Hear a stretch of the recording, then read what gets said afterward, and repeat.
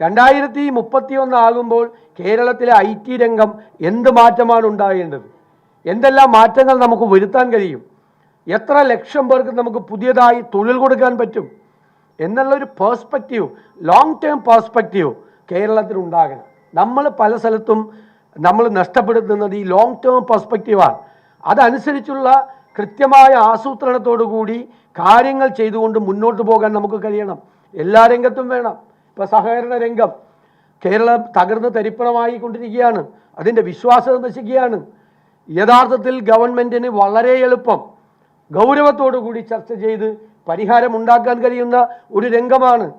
ഞാൻ ചോദിക്കട്ടെ, schedule ബാങ്കിലും nationalised ബാങ്കിലും പണം നഷ്ടപ്പെടുന്ന ആളുകൾക്ക് പണം കൊടുക്കുന്നില്ലേ?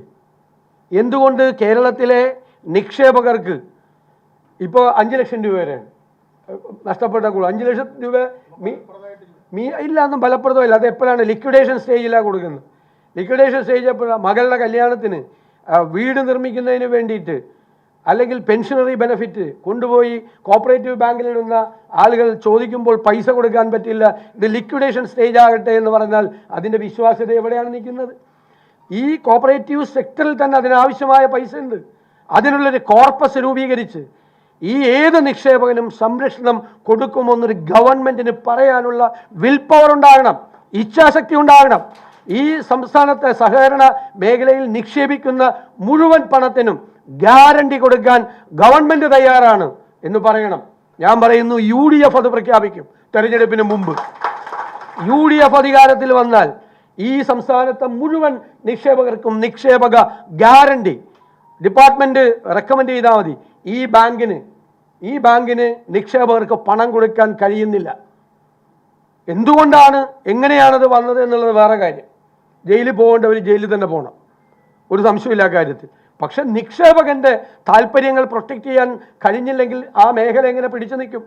നമുക്കതിന് കഴിയും. ഞങ്ങളത് പരിശോധന നടത്തിയിട്ടുണ്ട്.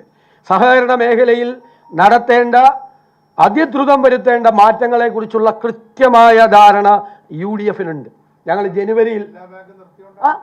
ജനുവരിയിൽ പ്രഖ്യാപിക്കും. ഞങ്ങൾ പറഞ്ഞു, ലാഭത്തിലുള്ള ജില്ലാ ബാങ്കുകളെ കൊണ്ട് സംസ്ഥാന ബാങ്കിൽ ലയിപ്പിക്കരുത് എന്ന് പറഞ്ഞു. ഇപ്പം എന്താ? ഇപ്പോൾ കരുവന്നൂർ ഉൾപ്പെടെയുള്ള ബാങ്കുകളുടെ കാര്യം വന്നപ്പോൾ ഹെൽപ്ലെസ്സായി സ്റ്റേറ്റ് ബാങ്ക് ഇല്ലേ? സ്റ്റേറ്റ് ബാങ്കിന് ഒന്നും ചെയ്യാൻ പറ്റില്ല, കാരണം റിസർവ് ബാങ്കിൻ്റെ കൺട്രോളിലാണ്. തൃശ്ശൂർ ജില്ലാ സഹകരണ ബാങ്ക് അവിടെ ഉണ്ടായിരുന്നെങ്കിൽ 48 മണിക്കൂറിനകം കരുവന്നൂരിലെ ഇഷ്യൂ സോൾവ് ചെയ്യാൻ പറ്റുമായിരുന്നു. വേറെ കണ്ട്ല ബാങ്കിലെ വിഷയം തിരുവനന്തപുരം ജില്ലാ ബാങ്കിനെ സോൾവ് ചെയ്യാൻ പറ്റുമായിരുന്നു, ചെയ്തില്ല. അപ്പോൾ ഈ പ്ലാനിംഗ് ആണ് നമുക്ക് എല്ലാ രംഗത്തും വേണ്ടത്. വലിയ മാറ്റങ്ങൾക്ക് നമുക്ക് തുടക്കം കുറിക്കണം.